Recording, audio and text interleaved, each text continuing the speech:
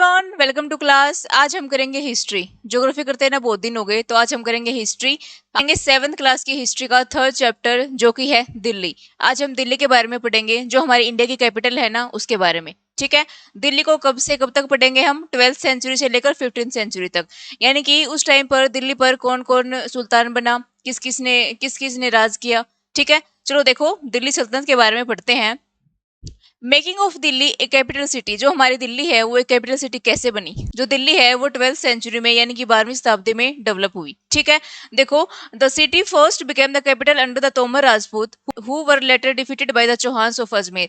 देखो हमारे दिल्ली पर कई डायनेस्टीज ने राज किया। जो फर्स्ट डायनेस्टी थी वो थी राजपूत डायनेस्टी। राजपूत डायनेस्टी के अंदर भी दो आते थे, एक तो है तोमर्स और दूसरा है चौहान्स। ठीक है, तो फिर देखो पहले दिल्ली पर किसने राज किया? तोमर्स राजपूत ने। फिर जो चौहान्स थे, जो अजमेर के थे, उन्होंने उनको डिफीट कर दिया, उनको हरा दिया, फिर दिल्ली पर अपना कंट्रोल कर लिया। ठीक है, फिर जो राजपूत डायनेस्टी है उसके बाद आते हैं टर्किश डायनेस्टी यानी कि टर्क्स। उसके बाद आएगी हमारी खिलजी डायनेस्टी, उसके बाद आएगी हमारी तुगलक डायनेस्टी, और उसके बाद आएगी लोधी डायनेस्टी। ठीक है, तो इन डायनेस्टीज ने हमारी जो दिल्ली है उस पर राज किया, इन सुल्तान्स ने। ठीक है, तो दिल्ली पर सबसे पहले किसका राज था? तोमर राजपूत का। फिर उसको किसने हराया? चौहान्स ने, जिनको पहले चाहमनाज कहते थे।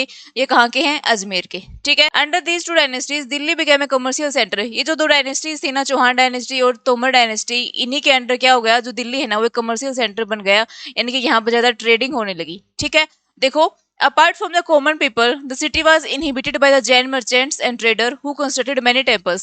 अब देखो जो नॉर्मल लोग थे ना वो तो वहां पर कमर्शियल ट्रेड करते ही थे, लेकिन वहां पर क्या आ गए? जैन मर्चेंट्स आ गए। उन्होंने क्या किया? वहां पर अनेक टेम्पल्स बनवाए, एक अलग अलग तरह के मंदिर बनवाए। ठीक है, और वहां पर सिक्के भी बनाए जाने लगे, यानी कि कोइन भी मिंट किए जाने लगे, जिसको हम बोलते हैं देहली वाल्स। देखो coins called Dehliwals. Coins को पहले क्या बोलते थे हम? देहली वाल्स। ठीक है, were minted and came to be widely used, जिसको काफी अच्छी तरह से यूज किया जाने लगा। Okay, the city further rose the prominence under the rule of the Delhi Sultanate in the beginning of 13th century. फिर देखो 13th सेंचुरी तक दिल्ली क्या हो गया? बहुत ही फ्लरिश हो गया ट्रेड में, यानी कि बहुत ही कमर्शियल सेंटर बन गया। ठीक है, अब देखो अब हम देखते हैं sources of rule of Delhi sultan. देखो अब हम पढ़ेंगे कि हमें कैसे पता चलता है कि इस सुल्तान ने इतने टाइम तक राज किया, कैसे कैसे राज किया। तो हमें क्या क्या सोर्सेज मिले हैं हमारे हिस्ट्री के? The main sources of period are coins, inscriptions and architecture. जो उस टाइम के जो मेन सोर्सेज हैं, उस पीरियड के जो मेन सोर्सेज है हिस्ट्री के, वो क्या क्या है? कोइन, ऐसे कोइंस यूज किए जाते थे उस टाइम पर। इंस्क्रिप्शंस, इंस्क्रिप्शंस क्या होती हैं? पहले राजा महाराजा जो सुल्तान होते थे ना, वो बड़े बड़े पत्थर्स पर या फिर पिलर्स पर कुछ लिखवाते थे अपने बारे में कि मैं ऐसे काम करूंगा। ठीक है, वो क्या होता है? इंस्क्रिप्शंस। ओके, और तीसरा क्या है? आर्किटेक्चर, यानी कि पहले कैसे घर होते थे, कैसे घरों का निर्माण किया जाता था। ये तीन इंपॉर्टेंट सोर्स है हमारे हिस्ट्री के। ओके, लेकिन एक और सोर्स भी है। क्या है? An important source of this period is the history written in the Persian language known as तारीख या फिर तवारीख। जो तारीख होती थी या फिर जो तवारीख होती थी ना, वो किस लैंग्वेज में लिखी जाती थी? पर्शियन लैंग्वेज में, जो कि उस टाइम की क्या थी? ऑफिशियल लैंग्वेज थी दिल्ली सल्तनत की। ठीक है, तवारीख क्या होती थी? जो लर्न मैन होते थे ना, जो ब्राह्मण होते थे, वो क्या करते थे? राजा और सुल्तान के बारे में लिखते थे, उनके बारे में अच्छी अच्छी बातें लिखते थे। ठीक है, उनको क्या बोलते हैं हम? तारीख या फिर तवारीख। Okay, tawarikh were written by the learn man who often occupied important post in administration. तवारीख को कौन लिखता था? जो लर्न मैन होते थे, जो पढ़े लिखे लोग होते थे, जो ब्राह्मण होते थे, वही इन तवारीख को लिखते थे। ठीक है, और उनकी एक अच्छी खासी पोस्ट होती थी उनके एडमिनिस्ट्रेशन में।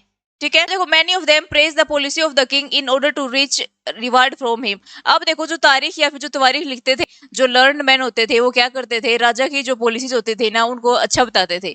किस रीजन में? किस लिए? किस कारण? ताकि राजा उनके बदले में उनको इनाम दे सके, रिच रिवार्ड दे सके। ठीक है, the authors of tawarikh lived in cities. ये सिटीज में रहते थे, यानी कि दिल्ली में रहते थे, और फिर वहीं पर दिल्ली के बारे में लिखते थे कि कैसे कैसे एडमिनिस्ट्रेशन किया जा रहा है। Okay, and believed in the principles of birth right and gender discrimination. और इस चीज में विश्वास रखते थे, बर्थ राइट पर और जेंडर डिस्क्रिमिनेशन में। ठीक है, चलो अब बढ़ते हैं। रजिया कौन थी? रजिया कौन थी? इल्तुतमिश की डॉटर थी, इल्तुतमिश की बेटी थी, जो कि किस डायनेस्टी से बिलोंग करते थे?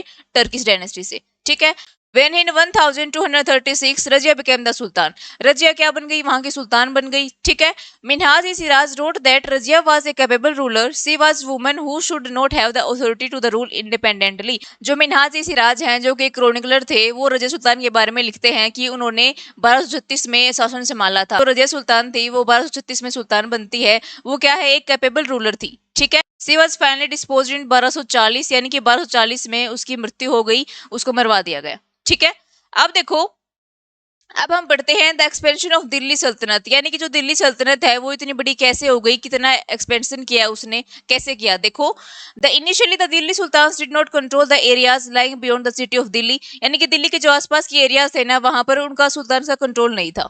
ठीक है, क्यों कंट्रोल नहीं था, देखो क्या कारण थे इसके। It was very difficult for the sultan to gain control of the garrison towns of the Bengal and Sindh as bad weather. देखो गैरिसन टाउन क्या होते हैं, a fortified settlement with soldiers, यानी कि ये एक फोर्टिफाइड सेटलमेंट होती है जहां पर क्या होता है, सोल्जर्स तैनात होते हैं, सोल्जर्स उसकी रखवाली करते हैं। ठीक है, ये होते हैं गैरिसन टाउन्स। ओके, अब देखो सुल्तान के लिए डिफिकल्ट इसलिए था गैरिसन टाउन्स पर क्योंकि वहां पर क्या थे, सोल्जर्स थे। और जो दिल्ली के सुल्तान थे ना उनके लिए दिल्ली में बैठकर बंगाल और सिंध को संभालना भी काफी मुश्किल था, क्योंकि कभी कभी खराब मौसम के कारण भी कम्युनिकेशन टूट जाता था।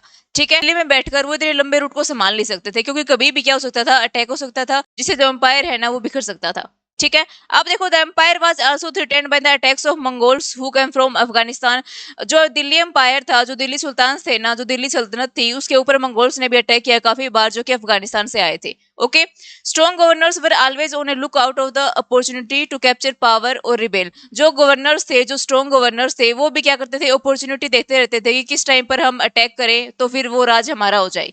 ठीक है, यानी कि वो इस मौके में रहते थे कि कब जो दिल्ली सल्तनत है वो वीक होगी, हम उस पर अटैक करें और वहां के सुल्तान बने। ठीक है, अब देखो पढ़ते हैं consolidation of empires.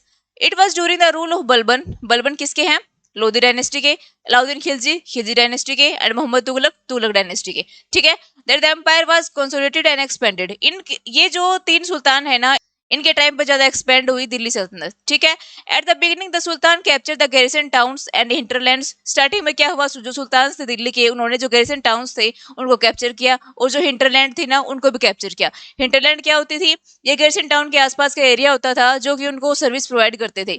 A land और port adjacent to a city which supplied goods and service. ठीक है, ये उनको सर्विस प्रोवाइड करते थे, इनको बोलते थे हिंटरलैंड। तो सुल्तान ने क्या किया, गैरिसन टाउन पर भी अपना कंट्रोल कर लिया, और जो हिंटरलैंड थे ना उस पर भी अपना कंट्रोल कर लिया। ठीक है, और उन्होंने क्या किया, देखो the forest in the Ganga दवाब, जो गंगा दवाब वाला एरिया है हमारा, वहां पर क्या किया, which were cleared during these campaigns were given to the peasants for cultivation। हमारा गंगा दवा वाला रीजन था ना, वहां के जो फॉरेस्ट थे उनको साफ करके वो किसानों को दे दिए गए, वहां पर कल्टीवेशन करने के लिए, खेती करने के लिए। ठीक है, many new forts and towns were made to protect the trade routes and promote regional trades। बहुत सारे फोर्ट्स बनवाए गए, किले बनवाए गए, टाउन्स बनाए, किसके लिए, अपने जो ट्रेड रूट्स हैं उनको प्रोटेक्ट करने के लिए। ठीक है, अब देखो Alauddin Khilji and Mohammad Tughlaq undertook the large military expeditions to annex the southern territories.